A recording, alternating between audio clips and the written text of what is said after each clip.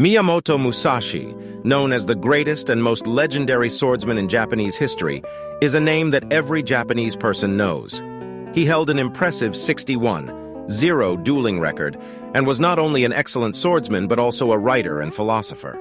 His philosophy of self-reliance, inner calm, acceptance, and discipline is still read all over the world to help people develop mental strength and the qualities needed for a resilient and happy life.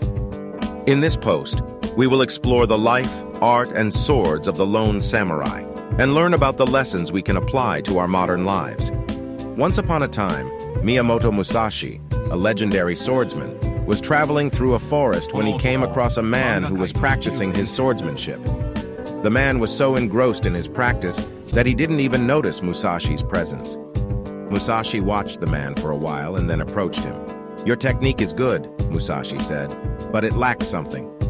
The man was surprised and asked, "What does it lack?" Musashi replied, "It lacks the spirit of the sword."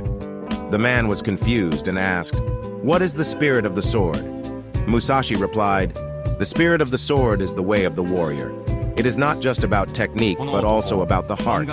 You must have the courage to face your opponent, the determination to win, and the compassion to spare your enemy's life."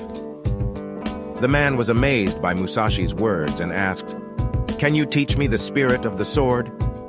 Musashi replied, "I can show you the way, but you must walk the path yourself."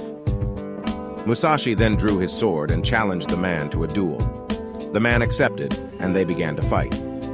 Musashi's technique was flawless, but the man was able to hold his own.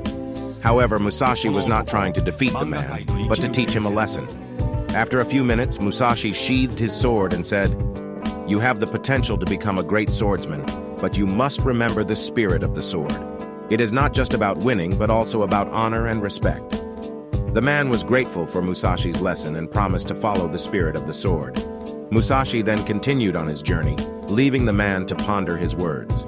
And so, Miyamoto Musashi, the legendary swordsman, continued to inspire and teach others the way of the warrior, not just through his technique, but also through his heart and spirit.